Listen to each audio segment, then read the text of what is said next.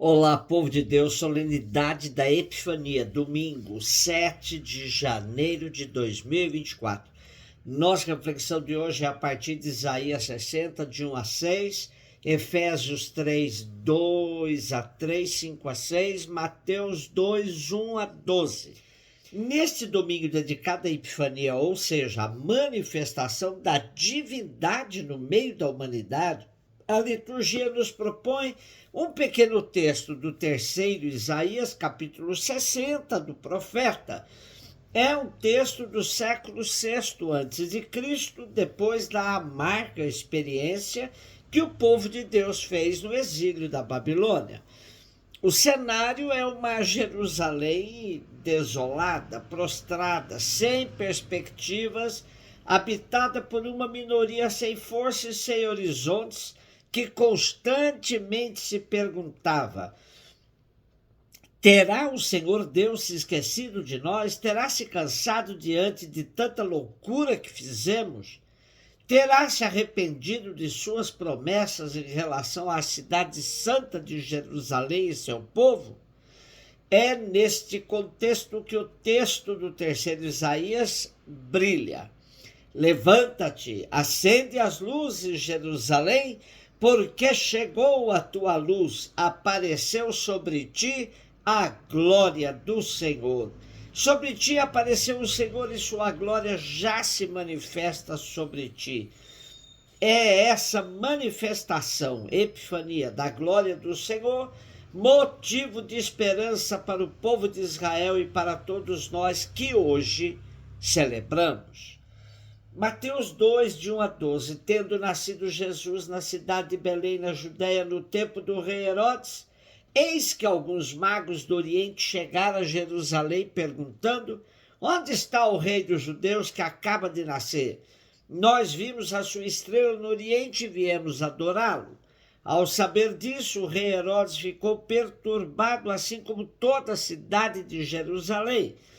Reunindo todos os sumos sacerdotes e os mestres da lei, perguntava-lhes onde o Messias deveria nascer.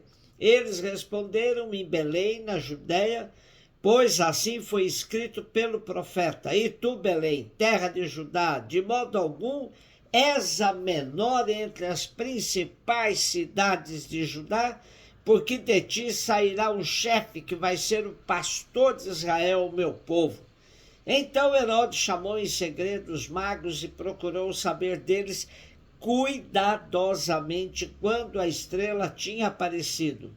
Depois os enviou a Belém, dizendo: ide e procurai obter informações exatas sobre o menino. E quando o encontrardes, avisai-me para que também eu vá adorá-lo.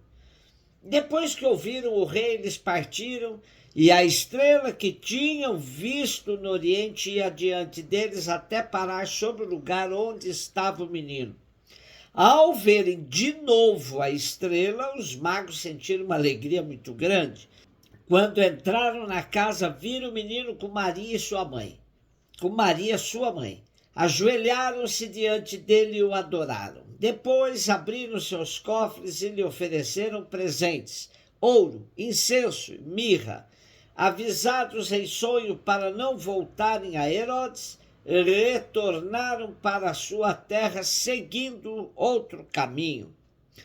Esse texto exclusivo de Mateus nos traz esse episódio e é muito significativo para todos nós, pois ele revela a universalidade da salvação. Os magos são pagãos, possivelmente astrônomos. Observar que o texto não fala que eles eram reis, mas a tradição que assim os classificou. O que interessa é que são pagãos e reconhecem onde está o verdadeiro rei dos judeus. Não se confundem com o poder de Herodes, que, sendo idumeu e estrangeiro, se alia aos romanos e aprofunda a opressão do Império Romano sobre o povo de Deus. Os magos, ao empreenderem uma romaria para adorar o verdadeiro rei, acabam por dizer com esse gesto que Herodes não representa mais o poder, que agora estará entregue àquele cuja estrela indica onde está.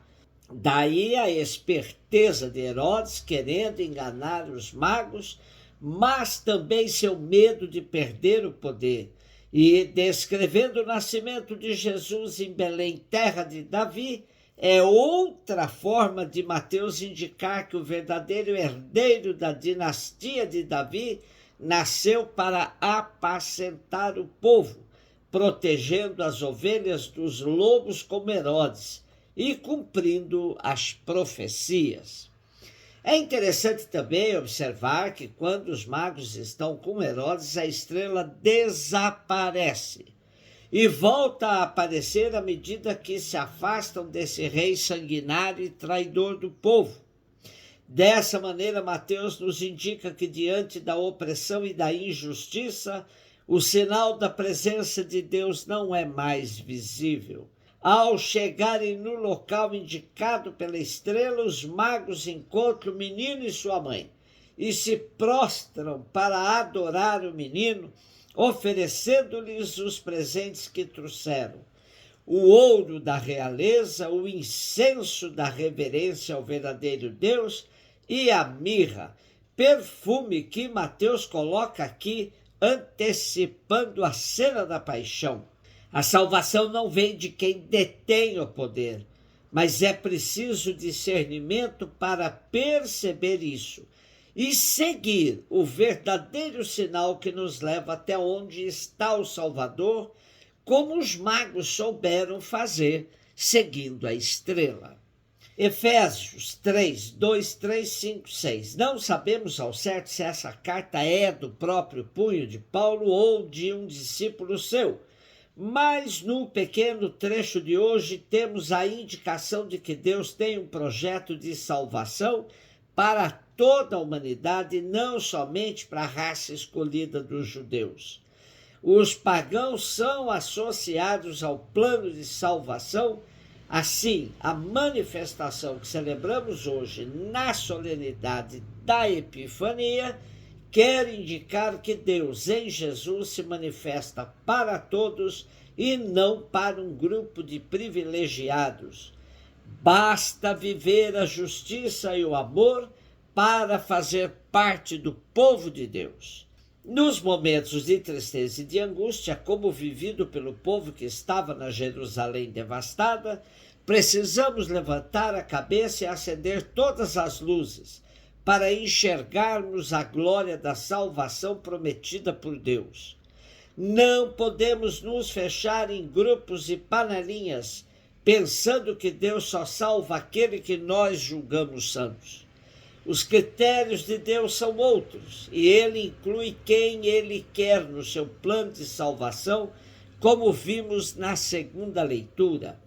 E um dos critérios para saber se de fato o que encontramos na vida é o verdadeiro Deus é a capacidade de verificar que temos de mudar de caminho, sempre em busca do verdadeiro sinal que nos leva até Deus. A estrela indica o caminho, mas o mais importante é o Deus ao qual ela guiou os magos. Assim devemos ser estrela na vida de nossos irmãos, não anunciando a nós mesmos, mas lhes revelando o amor misericordioso de Deus, que é inclusivo e não excludente. Os magos viram uma estrela e a seguiram até encontrar o menino Deus. A estrela os conduziu ao local onde Deus havia se manifestado na carne de um menino pobre, deitado numa manjedoura. No caminho dos magos havia uma pedra, como tão bem nos disse Drummond. Tratava-se de Herodes, que queria matar a esperança no berço. Somos chamados hoje a discernir quais sinais de Deus nessa sociedade, organizada ou desorganizada de tal forma que no meio do excesso de barulho e de sinais, muita gente se perde e não faltam Herodes para querer nos enganar e desviar do caminho.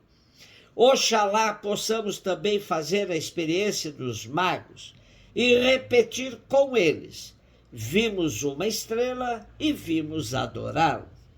Um beijo no seu coração.